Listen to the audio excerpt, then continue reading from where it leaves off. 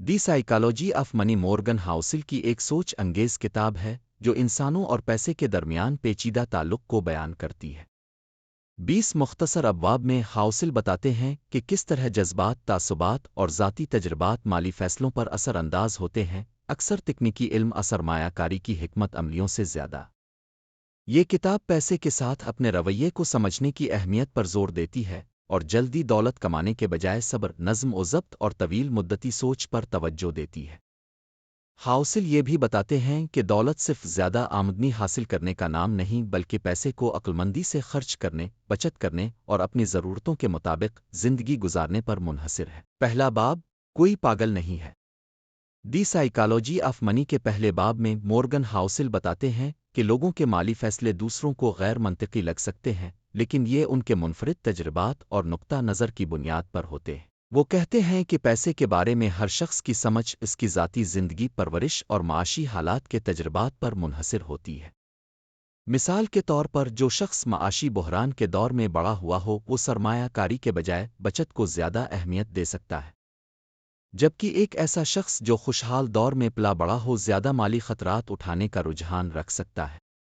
ہاؤسل اس بات پر زور دیتے ہیں کہ یہ فرق ذہانت کا نہیں بلکہ نقطہ نظر کا ہے، اور قارئین کو مالی رویے کو ہمدردی اور کھلے دل سے دیکھنے کا مشورہ دیتے ہیں۔ دوسرا باب، قسمت اور خطرہ۔ دی سائیکالوجی آف منی کے دوسرے باب میں مورگن ہاؤسل مالی کامیابی اور ناکامی میں قسمت اور خطرے کے کردار کو بیان کرتے ہیں۔ وہ کہتے ہیں کہ نتائج اکثر ایسے عوامل سے متاثر ہوتے ہیں جو انسان کے قابو سے باہر ہوتے ہیں، جیسے وقت، ماحول، محض اتفاق۔ ہاؤسل زور دیتے ہیں کہ کامیابی کو صرف مہارت کا نتیجہ نہیں سمجھنا چاہیے، اور نہ ہی ناکامی کو نااہلی کا ثبوت، کیونکہ قسمت اور خطرہ دونوں اہم کردار ادا کرتے ہیں۔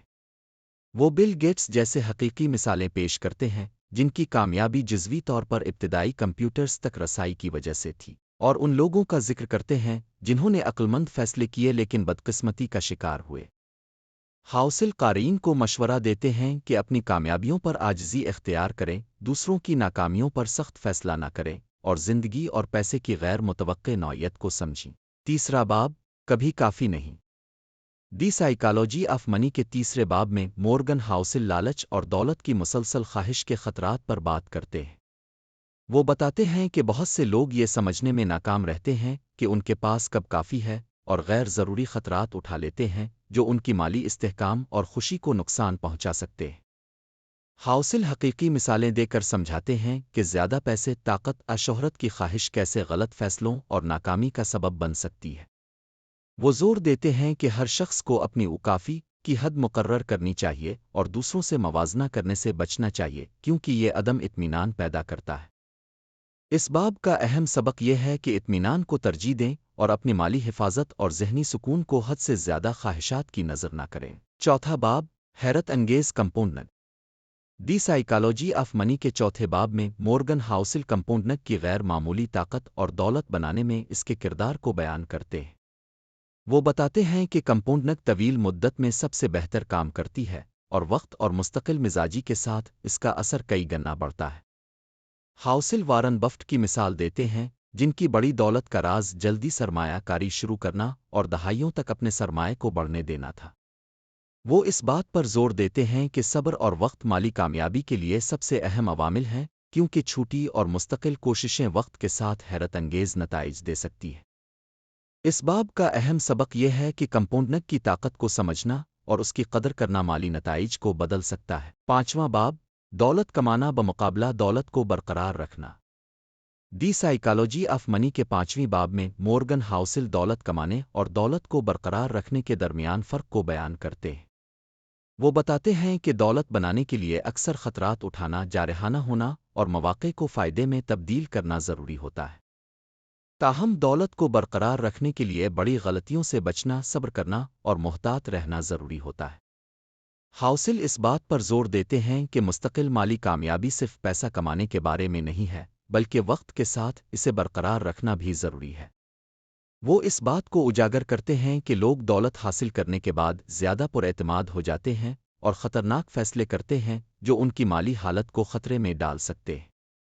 اس باب کا اہم سبق یہ ہے کہ جہاں دولت کمانے کے لیے جرات مندانہ اقدامات کی ضرورت ہوتی ہے، وہاں دولت کو برقرار رکھنے کے لیے نقصان سے بچنا اور احتیاط سے کام لینا ضروری ہوتا ہے۔ چھٹا باب ٹیلز اپ جیتے دی سائیکالوجی آف منی کے چھٹے باب میں مورگن ہاؤسل مالی کامیابی میں ٹیلز کے تصور پر بات کرتے ہیں، جس کا مطلب ہے وہ نادر اور غیر معمولی واقعات جو نتائج پر بڑا اثر ڈالتے ہیں۔ وہ بتاتے ہیں کہ کامیاب واقعات کی ایک چھوٹی تعداد جو اوٹیلز کہلاتے ہیں اکثر کسی بھی میدان میں زیادہ تر دولت کامیابی کا تعین کرتی ہے، جبکہ زیادہ تر کوششوں کا اثر کم بالکل نہیں ہوتا۔ ہاؤسل یہ بتاتے ہیں کہ کئی مالی کامیاب کہانیاں چند اہم واقعات پر مبنی ہوتی ہے، جیسے کسی بڑی سرمایہ کاری کا کامیاب ہونا، کاروبار کا ایک بڑا بریک تھرو ہونا۔ وہ اس بات پر زور دیتے ہیں کہ کامیابی ایک مستقل اور قابل پیش گوئی راستے سے نہیں آتی، بلکہ چند اہم اکثر غیر متوقع واقعات سے آتی ہے جو مالی نتائج کو شکل دیتی ہے۔ اس باب کا اہم سبق یہ ہے کہ کامیابی میں قسمت اور نادر واقعات کے کردار کو سمجھنا اور قبول کرنا ضروری ہے، اور راستے میں ہونے والی ناکامیوں چھوٹے نتائج سے مایوس نہ ہونا چاہیے۔ ساتواں باب آزادی دی سائیکالوجی آف منی کے ساتویں باب میں مورگن ہاؤسل مالی آزادی کے تصور پر بات کرتے ہیں۔ وہ کہتے ہیں کہ پیسے کا اصل مقصد صرف دولت جمع کرنا نہیں ہے، بلکہ اپنی شرائط پر زندگی گزارنے کی آزادی حاصل کرنا ہے، یعنی ایسا وقت گزارنا کہ اب جو چاہیں کر سکیں جب چاہیں بغیر کسی نوکری مالی دباؤ کے۔ ہاؤسل یہ بتاتے ہیں کہ اصلی دولت وہ ہے جب آپ کے پاس اپنے وقت اور فیصلوں پر کنٹرول ہو۔ وہ سمجھاتے ہیں کہ مالی آزادی آپ کو یہ آزادی دیتی ہے کہ آپ اپنے فیصلے اپنی اصل ضروریات اور خواہشات کے مطابق کریں، نہ کہ باہر کی توقعات پیسہ کمانے کی ضرورت کے تحت۔ اس باب کا اہم سبق یہ ہے کہ مالی آزادی دولت اکٹھی کرنے سے زیادہ زندگی میں خوشی اور سکون لاتی ہے۔ آٹھواں باب دولت وہ ہے جو آپ نہیں دیکھتے دی سائیکالوجی آف منی کے آٹھویں باب میں مورگن ہاؤسل بتاتے ہیں کہ دولت اکثر نظر نہیں آتی۔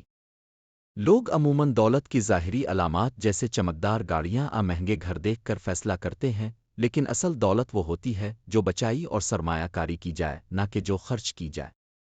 ہاؤسل اس بات پر زور دیتے ہیں کہ دولت بچت کی عادت اپنے وسائل سے کم خرچ کرنے اور وقت کے ساتھ عقلمند مالی فیصلوں سے بنتی ہے۔ وہ بتاتے ہیں کہ بہت سے امیر لوگ اپنی دولت دکھاوا نہیں کرتے بلکہ مستقل اور منظم فیصلوں کے ذریعے خاموشی سے اسے جمع کرتے ہیں۔ اس باب کا اہم سبق یہ ہے کہ دولت اس بات سے نہیں جڑی ہوتی کہ آپ کتنا کماتے ہیں یا دکھاوا کرتے ہیں، بلکہ اس بات سے ہے کہ آپ کیا بچاتے ہیں اور اسے کیسے سنبھالتے ہیں۔ دی سائیکالوجی آف منی کے باب 9 کا عنوان ہے دولت وہ ہے جو آپ نہیں دیکھتے۔ اس میں یہ بات کی گئی ہے کہ اصل دولت اکثر نظر نہیں آتی۔ بہت سے لوگ دولت کے ظاہری مظاہر پر توجہ دیتے ہیں، جیسے مہنگی گاڑیاں عالیشان گھر، حالانکہ حقیقت میں دولت اس بات سے زیادہ تعلق رکھتی ہے کہ آپ نے کیا بچایا اور کہاں سرمایہ کاری کی ہے، نہ کہ آپ نے کیا خرچ کیا۔ ہاؤسل اس بات پر زور دیتے ہیں کہ مالی کامیابی اس بات سے آتی ہے کہ آپ اپنی آمدنی سے کم خرچ کریں اور ایسی دولت جمع کریں جو دوسروں کو فوراً نظر نہ آئے۔ وہ بتاتے ہیں کہ کس طرح معاشرہ عموماً خرچ کرنے کو دولت سمجھ لیتا ہے، حالانکہ اصل دولت سوچ سمجھ کر کیے گئے مالی فیصلوں، صبر اور ہوش مندی کا نتیجہ ہوتی ہے۔ دی سائیکالوجی آف منی کے باب 10 کا عنوان ہے پیسہ بچاؤ۔ اس باب میں ہاؤسل پیسے بچانے کی اہمیت پر زور دیتے ہیں اور بتاتے ہیں کہ یہ مالی کامیابی کا ایک اہم جزو ہے۔ وہ سمجھاتے ہیں کہ بچت صرف زیادہ کمائی کرنے کم خرچ کرنے کا نام نہیں ہے، بلکہ یہ آپ کی خواہشات کو کنٹرول کرنے اور کم کھپت والی زندگی گزارنے سے تعلق رکھتی ہے۔ وہ یہ بھی بیان کرتے ہیں کہ بچت کرنا زیادہ منافع کی تلاش سے زیادہ اہم ہے، کیونکہ بچت وقت کے ساتھ دولت بنانے میں مدد دیتی ہے۔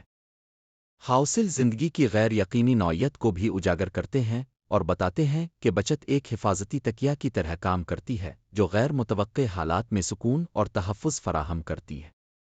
آخرکار وہ یہ بات کہتے ہیں کہ پیسہ بچانا مالی آزادی اور ذہنی سکون کے لیے ضروری ہے۔